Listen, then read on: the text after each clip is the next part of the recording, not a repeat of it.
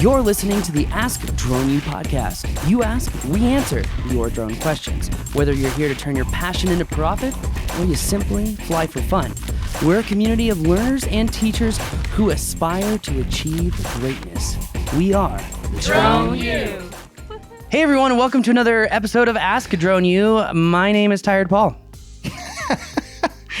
My name is Rob. Are you tired? Anyways, we're not going to talk about that. We don't give a shit. Just kidding. We do, but you just got to push through. Everybody's tired nowadays. I hope for one reason or another. I hope that you find a way around not being tired. How about that? I do care about that. Get your rest. Go to sleep at a reasonable time. Anyways, thank you for the question today. We are going to jump right in because we got a lot to get to today. We do. It's going to be a good one.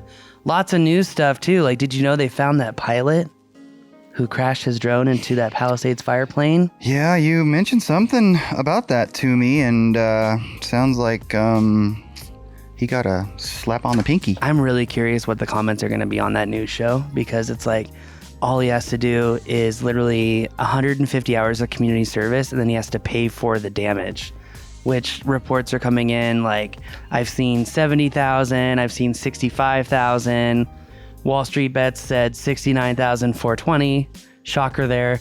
So was he flying in restricted airspace, either because of there was a TFR in place, but it's actually, this is really interesting how this is all playing out if you think about it, because the FBI has always threatened that if you fly in a no-fly zone, that they're going to come down with you on some DOD rule, a national security rule about flying in critical airspace.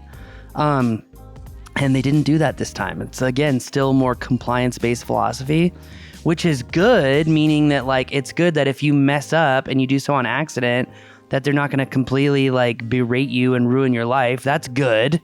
But at the same time, I think it's very clear that this guy's intent was nefarious, because he flew... You think so? Like, he flew into it on purpose? He flew almost 2 miles out. So that's like 10,000 feet on your screen. Like, if you're looking at your screen, it's like 10,000 feet out. And so there's no issue with the beyond visual line of sight. Well, and that's another really interesting thing that I think will be interesting to see in the comments, is that the FAA never defines what is visual line of sight. Like, there is no specific distance that they say. It's more of like, can you maintain spatial awareness of the aircraft and be able to see it? And then that ignites arguments, because you've got people on one side of the argument that are like, never fly over people ever. And then you have other people on the other side of the argument that are like, well, it does say transversing people on the FAA's website. So, you know, that's as good as it gets, you know? And then you got people on the Doesn't say how quickly you must transverse. Right? This shit is all so stupid and silly. It's really funny to me. So anyway, okay. Just fly smart and safe. Yeah. Okay. Yeah. And don't run into airplanes. Or go to the top of a parking garage in a TFR, fly 2 miles out, and expect everything to be okay. Apparently it is. I mean, it would have been fun. It wouldn't, like, he would have totally gotten away with it if he wouldn't have hit an airplane. I feel like this is going to be on, like, a Saturday Night Live coming up. Like, hey man, are you going to fly the Palisades fire? Tell me if it was like a direct energy weapon. Yeah, bro. Oh shit, I just got arrested by the FBI. FBI shows up. Bro, you flew that far? That's really cool, man. I'm like, how did you do that? Sorry. That is the old FBI. You know, I haven't started my drone training at Quantico. Like, can you show me, like, what you did? I hear anyone can teach drone flying. Is that true? Sorry. It is true, actually. Let's see. I am going to play the question. Are you ready for the question? Yeah, sorry. Yes. Hi, I'm the proud owner of a new DJI Inspire 3 system, and I'm doing jobs for several clients that involve waypoint missions repeated at different times of year and at different stages of construction. After being inspired by the Drone U webinar on insurance, I got to thinking, what if somebody stole my whole system out of my car? Insurance would replace the system, but I have no backup of my waypoint missions. I've looked into how to do this, but to no avail. Any assistance would be greatly appreciated from the gurus at Drone U. Thank you. Thank you, Kevin. We reject the gurus moniker, but we appreciate the question.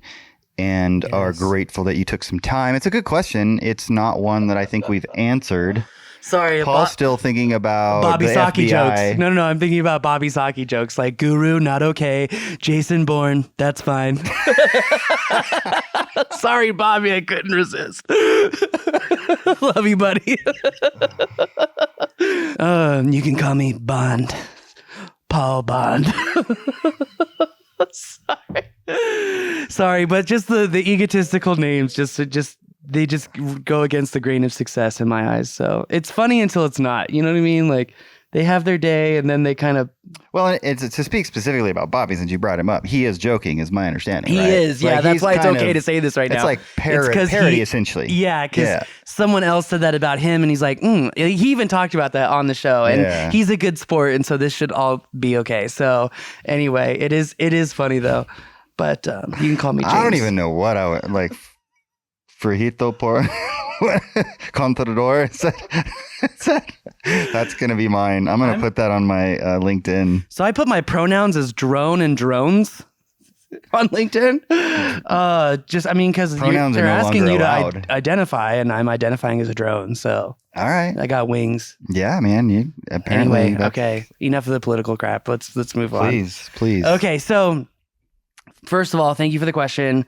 We have the remote right here.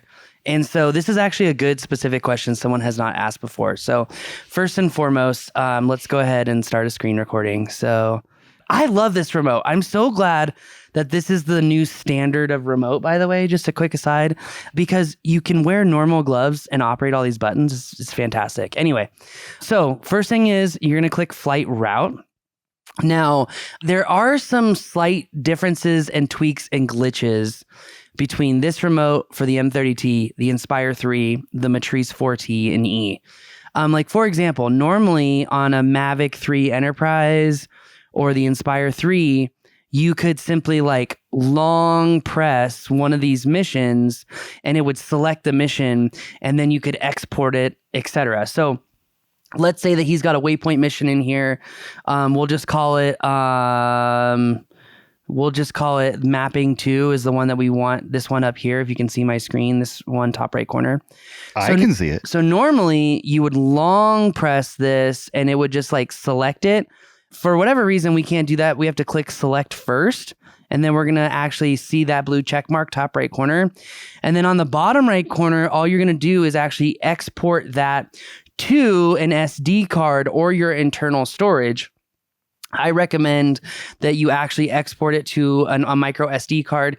You can put that micro SD card on the top left port on the top of the remote.